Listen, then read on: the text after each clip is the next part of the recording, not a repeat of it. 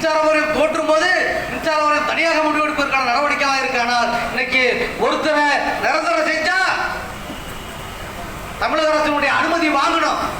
இன்னைக்கு தாக்குதல் தொடுத்துக்கிட்டே இருக்குது. மின்சார வாரியமாக இல்லை, கம்பெனிகளாக 5 கம்பெனிகளாக பிரித்து விட்டது. ஸ்மார்ட் மீட்டர் சொன்னாங்களே, ஸ்மார்ட் மீட்டர் பொருத்துவதும் தனியாரு, பராமரிப்பதும் தனியாரு. இது எந்த வடிவத்தை நோக்கி போகுது? நேரடியாக ஸ்மார்ட் மீட்டர் வைத்தால் இன்னைக்கு அசஸர் இருக்க மாட்டாங்க, ஐயா இருக்க மாட்டாங்க, அதை சார்ந்து இருக்கக்கூடிய வருவாய் பிரிவு இருக்காது. இன்னைக்கு இருக்கக்கூடிய இந்த பில்டிங், நீ பில்டிங்கை பார்த்தீங்கன்னா மாடியில் 2 அலுவலகம் 3 அலுவலகத்துக்கு எந்த மாடியிலையும் பணியாளர் இருக்க மாட்டாங்க. ஒரு பிரிவலகத்தில் 5 பேர் 4 பேர் இருப்பாங்க. இந்த பில்டிங்ல எல்லாம் ஒரு தளத்தில் மட்டும் தான் ஆள் இருப்பாங்க. மற்ற தலைமையெல்லாம் டேட்டா ஆபரேட்டராக தனியார் துறை தான் இந்த பில்டிங்ல வாடகை கொடுக்க போறாங்க. அப்படிப்பட்ட அபாயம் என்பது இருக்கிறது. 12 மண்டலங்களை 12 தனியாருக்கு தார வரக்கூடிய நடவடிக்கையை கடந்த 2026 வரக்கூடிய 26க்கு பின்பு தமிழக அரசு நடவடிக்கை இருக்கிறது. இப்படிப்பட்ட நிகழ்வுகள் தான் மின்சார வாரியத்தில் ஒப்பந்த தொழிலாளர் நிரந்தரம் என்பது போராடிட்டு இருக்கோம். இந்த போராட்டம் இன்னும் வலுப்பெறக்கூடிய போராட்டமாக மாற வேண்டும், கிளர்ச்சி போராட்டமாக மாற வேண்டும், தமிழக அரசுக்கு எச்சரிக்கை கொடுக்க போராட்டமாக மாற வேண்டும். இந்த போராட்டம் இந்த நிகழ்வுகளே திருச்சி மண்டலத்தில் நடக்கிறது. நேற்று நிகழ்வு நடைபெற்ற தமிழ்நாடு மின்னுரிமையத்தின் மாநில நிர்வாகிகள் கூட்டத்திலே இப்படிப்பட்ட பிரச்சனைகளை விவாதித்தோம். வருகின்ற பிப்ரவரி 7, 8 மாநில செயற்குழு தஞ்சையில் நடைபெற இருக்கிறது. அந்த மாநில செயற்குழு அறிவிக்க போகிறோம். தமிழகம் முழுவதும் இந்த போராட்டத்தை விரிவுபடுத்த இருக்கிறோம். மார்ச் 25 இதே போன்ற ஒரு போராட்டத்தை தமிழகம் முழுவதும் இருக்கக்கூடிய மண்டலங்களுக்கு முன்பு அனைத்து ஒப்பந்த தொழிலாளர் திரட்டி மிகப்பெரிய போராட்டத்தை நடத்த இருக்கிறோம். அதற்கு பிறகு ஏப்ரலிலே அல்லது மே முதல் வாரத்திலே கோட்டை நோக்கி பேரணி என்பது நடத்த வேண்டியிருக்கு. கோட்டையை முற்றுகை போராட்டம் நடத்த வேண்டியிருக்கிறது. அப்படிப்பட்ட போராட்டத்தை தமிழகம் சந்திக்கக்கூடிய நடவடிக்கை என்பது இருக்கிறது. மின்சார வாரியத்தில் ஒப்பந்த தொழிலாளர் நிலைமை என்ன? பல தோழர்கள் பேசினாங்க. யாரு அழைக்கிறது? அங்க இருக்கக்கூடிய பொறியாளர் தான் வேலைக்கு அழைக்கிறாங்க. அழைச்சிட்டு மின்மத்து நடந்தோன்னு துறை சாராத நபர்னு சொல்லி உத்தரவுறாங்க. துறை சாராத நபர் உயர்அழுத்த மின்பாதையில் கட்பீஸ் போஸ்ட் துறை சாராத நபருக்கு தெரியுமா? அறிக்கை வரும். அங்க இருக்கிற தலைமை பிரிவாட்ட நாங்க கேட்கிறோம். ஒவ்வொரு மின்மத்து வருவதையும் அறிக்கை வருது. அந்த அறிக்கையை படிச்சுட்டு நீங்க கடந்து போகாதீங்க. துறை சாராத நபர்கள் சொல்லி ஒப்பந்த தொழிலாளர்கள் கட்பீஸா போகுது. ஒப்பந்த தொழிலாளர் விலகி வாங்கி எழுச்சி யாரு வாங்குற எழுச்சி? ஒப்பந்த தொழிலாளர் எழுச்சி யாருக்கு கொடுக்கணும் இருக்கு? இந்த முறையெல்லாம் கையாண்டாங்களா?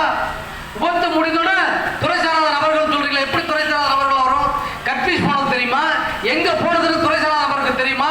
எந்த இடத்துல போனது அதை சரி செய்யுங்கிறது துறை சாராத நபருக்கு தெரியுமா?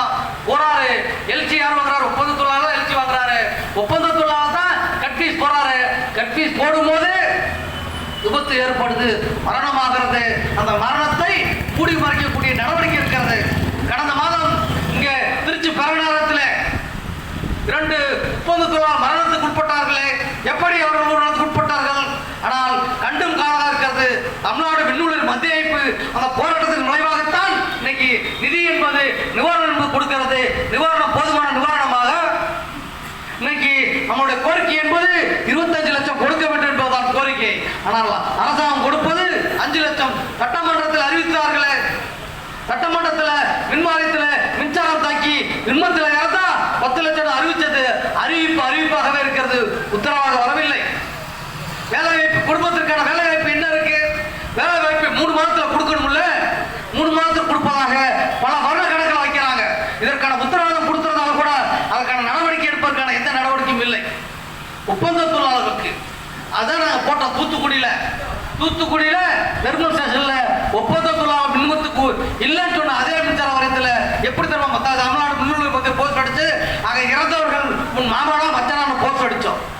7 லட்சம் கொடுத்தீங்களே, நிவாரணம் கொடுத்தீங்களே. 7 லட்சம் அரசாங்கத்துடைய பணம், மின் வாரியத்தினுடைய பணம் தானே. அப்ப ஒப்பந்த தொழிலாளர்கள் ஒப்புக்கொண்டது தானே அர்த்தம். மீண்டும் மீண்டும் ஒப்பந்த தொழிலாளர் இல்லை என்று முழு பூசணிக்காகவே அரசாங்கமே மின் வாரியமே முழு பூசணிக்காக மறைக்கக்கூடிய ஏற்பாடாகத்தான் ஒப்பந்த தொழிலாளர் இல்லை என்று சொல்லக்கூடிய நடவடிக்கை என்பது இருக்கிறது. ஒப்பந்த தொழிலாளர்களோடு இன்னைக்கு பணி என்ன? இன்னைக்கு எல்லா பகுதியிலும் இருக்காங்களா? நீங்க பாருங்க, ஒப்பிட்டு பாருங்க. இன்னைக்கு கம்பியாளர்கள் காலியிடங்கள், களவுதியாளர் காலியிடங்கள் கிட்டத்தட்ட ஒரு 30,000க்கும் மேற்பட்ட 62 மின்சார வாரியத்தில் 62,000க்கும் மேற்பட்ட காலியிடங்கள் இருப்பது.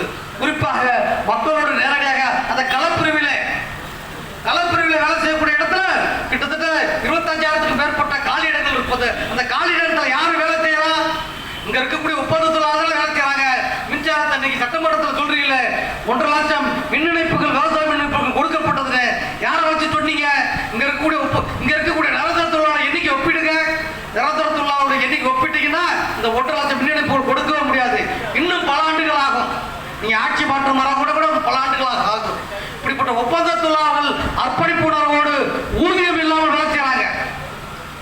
ஒப்பந்த தொழிலாளருக்கு நிரந்தரப்படுத்தணும்னா நிதி இல்லைன்னு சொல்லக்கூடிய தமிழக அரசு பல்வேறு திட்டங்களுக்கு இன்னைக்கு ஏற்கனவே இருக்கக்கூடிய திட்டங்களுக்கு ஆயிரக்கணக்கான கோடிகளை நிறைய செலவு செய்து கொண்டிருக்கிறார்களே. நாங்கள் கேட்பது என்ன? பல கோடி ரூபாய் மின்சார வாரியத்துடைய பணம் என்பது பல கோடி ரூபாய் தனியாருக்கு கொடுக்க இருக்கிறது. நிலக்கரியில் 6,000 கோடி ஊழல். சூரிய ஒளியில லஞ்சம் கொடுத்தது 2,200 கோடிங்கிறாங்க. மின்மாற்றி வாங்கினதுல 300 கோடி ஊழல்ங்கிறாங்க. இந்த நிரந்தர தொழிலாளருக்கு நாங்க கேட்கறது என்ன? ஒரு நாளைக்கு 380 ரூபா. இன்னும் கூட பல பேர் சொன்னாங்க சிஐடியுடைய கோரிக்கையை ஒரு நாளைக்கு 600 ரூபா, குறைந்தபட்சம் ஊதியம் 26,000. ஆனா மின்சார வாரியத்துல 380 சொல்றோம். ஏன் சொல்றோம்? இன்னைக்கு குறைந்தபட்ச கூலி 600 ரூபா. அந்த 600 ரூபா எங்க போகும்? நீ ஒப்பந்தக்காரனுக்கு போட்டீங்கன்னா ஒப்பந்தக்காரர் என்ன பண்ணுவார்? அதுல இபிஎஃப் இஎஸ்ஐ எடுப்பாரு. அப்புறம் அவருக்கு ஒரு கமிஷன் வச்சு இந்த 380 தான் கொடுப்பாரு. அந்த ஒப்பந்தக்காரருக்கு மின்சார வாரியத்தோட நேரடியாக மின்சார வாரியம் நேரடியாக ஒப்பந்த தொழிலாளருக்கு பணம் கொடுப்பதை விட ஒப்பந்த